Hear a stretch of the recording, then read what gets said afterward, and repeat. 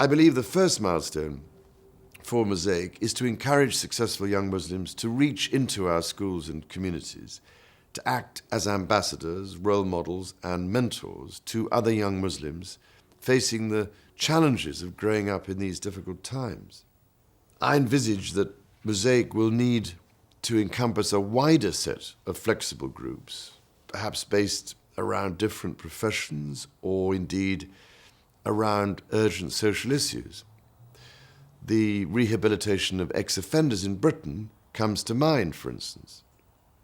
It is sadly a well-known fact that the proportion of Muslims in British prisons at 9% is disproportionately higher than their representation in society more generally.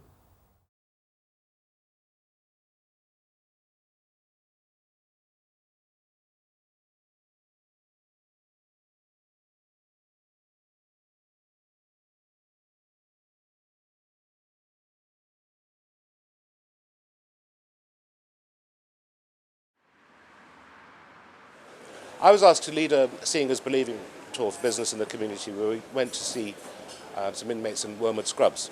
And we took along some business people, the Deputy Mayor for London, and many others came along, where we could see at first hand the rising tide of Muslims becoming a larger and larger part of the prison population.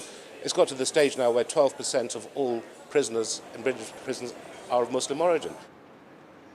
The Mosaic Muslim Mentoring Scheme is to provide a process whereby Muslim inmates are given a mentor who can help them 3 months ideally before their release and see them through 3 months afterwards as well, to help them get through the process of finding a home, finding a job, getting them rehabilitated into society. Not enough people talk to inmates. People get released, quite often without anyone guiding them, finding out if they've got a home to go to, if they've got somewhere to pick them up.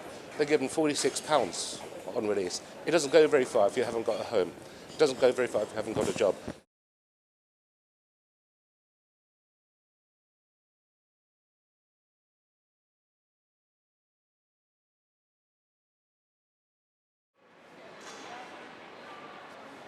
The Ready for Work programme is a project we have been involved in for the last couple of years, which is working with people who've been homeless for a number of reasons, trying to get them back into work. So what we've been doing is hosting a number of evenings when we would invite 20, 30 people to come along.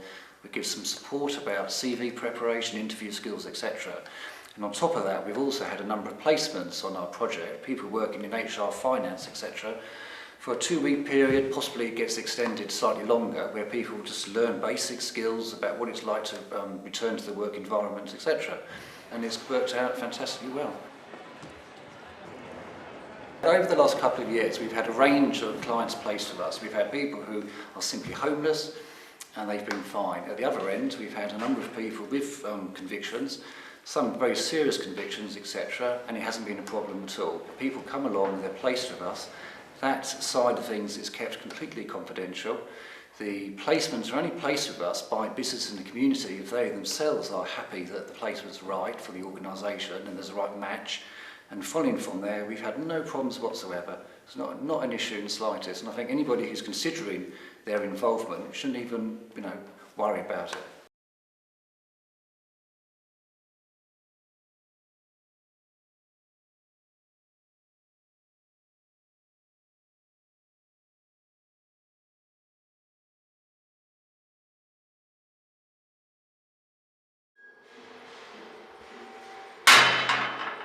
At the moment, we're working in partnership with Mosaic and Business in the Community around a programme of prison mentoring for young Muslim offenders.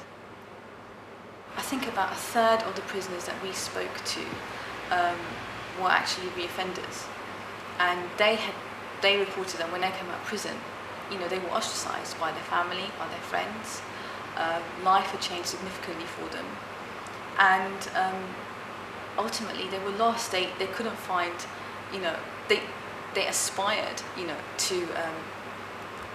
to change their life and to turn things around for the good, but they couldn't find their path there. And so what they felt, and we actually asked them directly how they would feel about mentoring, and if they felt that this would be useful. And from all the responses, I think 100% of them said that yes, mentoring would be very useful.